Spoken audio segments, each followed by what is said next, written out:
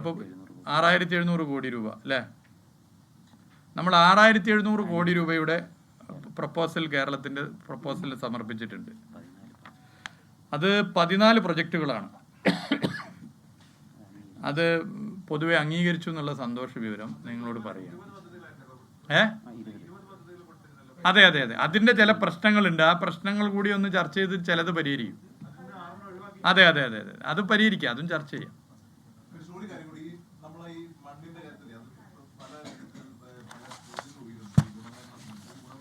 നമുക്ക് ഇതോടെ തീരുന്നില്ലല്ലോ, നമുക്ക് ചോദിച്ചുകൊണ്ടിരിക്കാം. അത് ഇറിഗേഷൻ, ഇൻലാൻഡ് നാവിഗേഷൻ ആണ് ഒന്ന് നടത്തുക, പിന്നെ NHAന്റെ സംവിധാനം അല്ലേ? അത് രണ്ടുമല്ലോ. അതെ അതെ.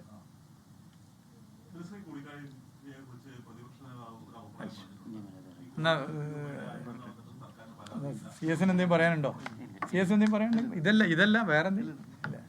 CS-നെയും ഇവരെ ഇരുത്തിയിട്ട് ഇവരും പോയിട്ട് അല്ല, അത് ഇവരെ ഇരുത്തി പറയാം. അത് മോശം. എന്നിട്ട് ചോദിച്ചോ, അവിടെ ഇതൊന്ന് കഴിഞ്ഞോട്ടെ. എന്താ പറഞ്ഞ്?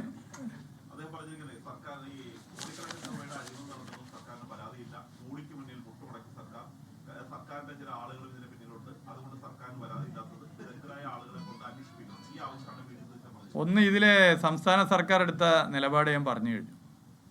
തെറ്റായ പ്രവണതയോട് ഒരു തരത്തിലും സന്ധി ചെയ്യാൻ വേണ്ടി പാടില്ല എന്നുള്ളതാണ് സംസ്ഥാന സർക്കാരിൻ്റെ നിലപാട്. ആ നിലപാട് കേന്ദ്ര സർക്കാരിനെ അറിയിക്കേണ്ട സമയത്ത് അറിയിച്ചിട്ടുണ്ട്. National highway authority of India അറിയിച്ചിട്ടുണ്ട്. ഇന്ന് മുഖ്യമന്ത്രി തന്നെ ശ്രീ നിതിൻ ഗഡ്കരിയോടും നേരിട്ട് പറഞ്ഞിട്ടുണ്ട്. അദ്ദേഹം അതിൽ നല്ല സമീപനമാണ് എടുത്തിട്ടുള്ളത്. അതിൽ ഞാൻ പൂർത്തി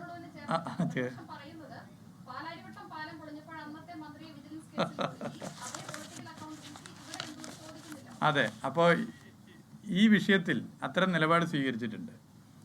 പ്രതിപക്ഷ നേതാവായാലും കേരളത്തിലെ UDF നേതാക്കന്മാരായാലും ഈ സംഭവത്തോട് എടുത്തിട്ടുള്ള നിലപാട് ഒരു സാമൂഹിക പ്രവർത്തകൻ അല്ലെങ്കിൽ ഒരു ഉത്തരവാദിത്തപ്പെട്ട രാഷ്ട്രീയ നേതൃത്വം എടുക്കേണ്ട സമീപനമാണോ എന്ന് നെഞ്ചത്ത് കൈവച്ച് പരിശോധിക്കണം. ഇങ്ങനെ ഒരു സംഭവം ഉണ്ടായ ഉടനെ തന്നെ ഇതാ കിട്ടിപ്പോയി എന്ന് തോന്നുന്ന നിലയിൽ ഒരു സുംബ ഡാൻസ് കളിക്കുന്നത് പോലെയാണ് ചില പ്രസ്താവനകൾ ചില പ്രതിപക്ഷ നേതൃത്വത്തിലുള്ളവരുടെ ഭാഗത്തുനിന്ന് വന്നത്. ഇത് ശരിയാണോ? ഇപ്പം പറഞ്ഞുകൊണ്ടിരിക്കുക പദ്ധതിക്ക് ഇവരെതിരാണ് എന്നുള്ളൊരു ചർച്ച പൊതുവെ സമൂഹത്തിൽ വന്നു. ഇങ്ങനെ ചെയ്യാൻ പാടുണ്ടോ പ്രതിപക്ഷം?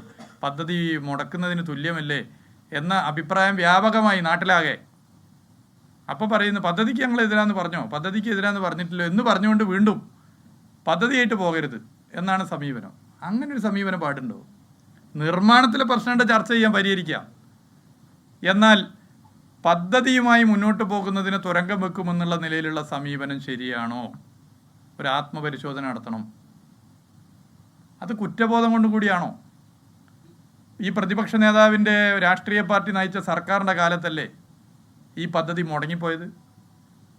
ഈ പദ്ധതി യാഥാർത്ഥ്യമാക്കാൻ അന്ന് ശരിയായ നിലപാട് സ്വീകരിക്കാത്തതിൻ്റെ പിഴയടക്കുകയല്ലേ യഥാർത്ഥത്തിൽ ഈ 5550 കോടി?